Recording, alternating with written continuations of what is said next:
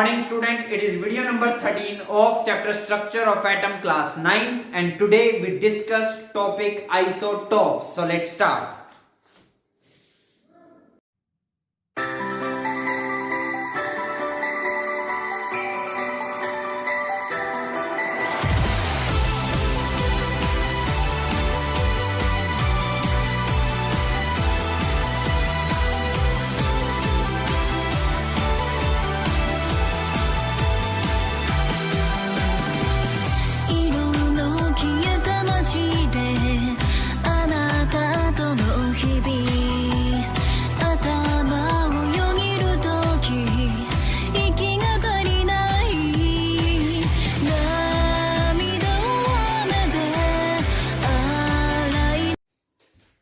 चलिए हम स्टार्ट करते हैं आज का टॉपिक आइसोटोप्स। अब नेचर के अंदर एक एलिमेंट के बहुत सारे एटम एग्जिस्ट करते हैं और उनका एटॉमिक नंबर तो सेम होता है बट उनका एटॉमिक मास नंबर डिफरेंट होता है।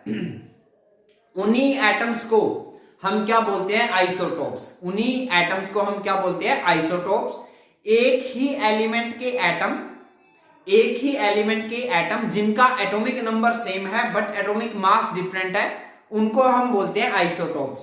सो isotopes are the atoms of same element. ये बहुत जरूरी है। Atoms of same element having same atomic number but different mass number. जिनका एटॉमिक नंबर तो सेम हो बट मास नंबर डिफरेंट हो। देखो एग्जांपल से हम इसको समझने की कोशिश करते हैं। अब हाइड्रोजन के जो तीन तरह के हाइड्रोजन के तीन टाइप के एटम एग्जिस्ट करते हैं नेचर में। एक होता है 1,1, एक होता है 1,2, एक होता है 1,3। अब आप देख रहे हो तीनों ही हाइड्रोजन के एटम है तो इसलिए लिखा था atoms of same element. Atom नहीं लिखा है, एटम्स मतलब एक से ज्यादा एटम। समझ रही बात? एक से ज्यादा एटम। तीन एटम है हाइड्रोजन के, तीनों हाइड्रोजन के एटम है मतलब सेम एलिमेंट के एटम है। तीनों का एटॉमिक नंबर देखो सेम है, नीचे वाला नंबर सेम। और नीचे वाला नंबर क्या होता था? याद करो, नीचे वाला नंबर होता था एटॉमिक नंबर। अगर आपको याद आया हो तो नीचे वाले नंबर को हम क्या बोलते थे? Atomic number. प्रीवियस वीडियो में बताया है।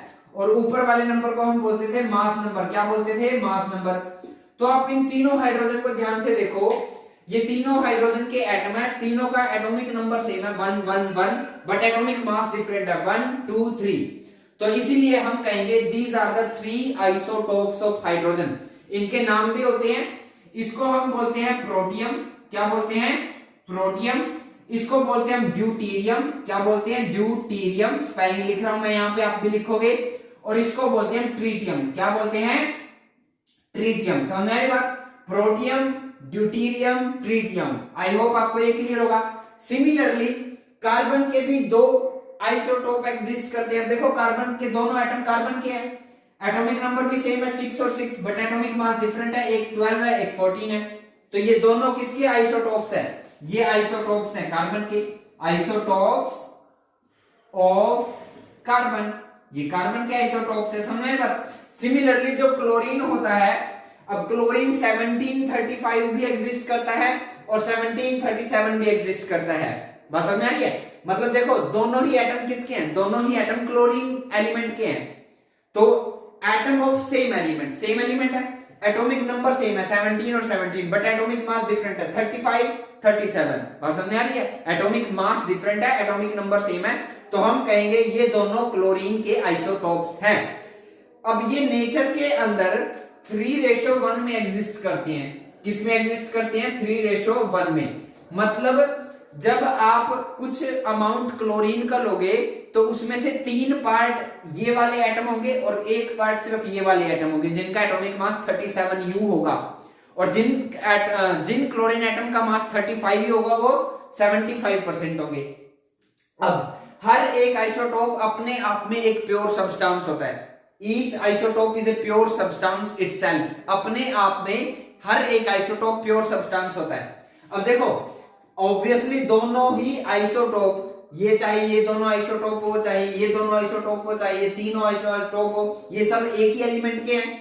ये तीनों हाइड्रोजन के हैं, ये दोनों कार्बन के हैं, ये दोनों क्लोरीन के हैं। सिमिलरली और भी एलिमेंट है।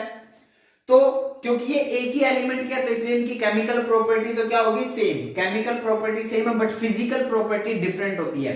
फिजिकल प्रॉपर्टी तो ऑब्वियसली डिफरेंट होगी भाई, जब एटॉमिक मास डिफरेंट है, मास में डिफरेंस है, तो मेल्टिंग पॉइंट में भी चेंज होगा, बॉइलिंग पॉइंट में भी चेंज होगा, डेंसिटी में भी चेंज होगा। बात समझ आ रही है ना। अब इस एटम का मास स्मॉल है, कम है, इस एटम का मास ज्यादा है। ऑब्वियसली कार्बन के इस एटम का मास कम है, इस कार्बन के एटम का मास ज्यादा है, तो डेंसिटी इसकी ज्यादा होगी, डेंसिटी इसकी कम होगी। तो फिजिकल प्रॉपर्टी तो डिफरेंट होती है आइसोटोप की, और जो केमिकल प्रॉपर्टी होती है वो सेम होती है। अब क्वेश्चन ये अराइज हो रहा होगा आपके मन में, सर आपने जो हमें, जैसे क्लोरीन का एटॉमिक मास 35.5 लिया जाता है, क्या लिया जाता है, एटॉमिक मास 35.5 लिया जाता है। प्रीवियस वीडियो नंबर 12 में बताया भी था मैंने, एटॉमिक मास क्लोरीन का कितना लिया जाता है, 35.5। यहां तो इस क्लोरीन का 35 है, ये क्लोरीन का 37 है, तो हम एवरेज लेते हैं। क्या लेते हैं, एवरेज। एवरेज एटॉमिक मास लिया जाता है जो पॉइंट्स में भी आ सकता है। जैसे क्लोरीन का ही एवरेज एटॉमिक मास निकालूंगा मैं, एटॉमिक मास ऑफ क्लोरीन अगर मैं निकालता हूं तो वो कैसे निकालूंगा, देखो 35 इंटू, ये नेचर में 75% एग्जिस्ट करता है, सो 75/100 प्लस जो 37 एटॉमिक मास वाला क्लोरीन का एटम है वो 25% एग्जिस्ट करता है, तो 25/100। जब हम इसको सोल्व करेंगे, ओवरऑल सोल्व कर रहा है हमारा पर्पस नहीं है, मैं बता रहा हूं, 142/4 आएगा। इसको सोल्व कीजिए, 4 3 जा 12, 2 4 5 जा 20, 2 4 5 जा 20, सो 35.5 यू आया। तो ये हम एटॉमिक मास लेते हैं, हम क्लोरीन का एटम का ये मास लेते हैं, ना 35 लेते ना 37 लेते, हम कितना लेते हैं, 35.5। क्या लेते हैं, 35.5। ये एवरेज मास लिया गया, बस समझ आ रही है, क्या मास लिया गया, ये एवरेज मास। क्लियर, आप आई होप आपको ये अब क्लियर होगा। सिमिलरली जैसे सोडियम का एटॉमिक मास 23 है, तो वो एवरेज है, बस समझ आ रही है, सभी एटम का। अब ऐसा नहीं है कि हर एक एटम का आइसोटोप एग्जिस्ट करते हैं, ऐसा नहीं है कि हर एक एलिमेंट के आइसोटोप्स एग्जिस्ट करते हैं। किसी एलिमेंट के आइसोटोप्स हो सकते हैं, किसी एलिमेंट के आइसोटोप्स नहीं भी हो सकते हैं। अब आइसोटोप्स की कुछ एप्लीकेशंस होती हैं, वो भी हम यहां पर फर्स्ट ऑफ ऑल राइट करते हैं और फिर हम उनको स्टडी करते हैं। बट फर्स्ट ऑफ ऑल आप इसको कॉपी में नोट करो।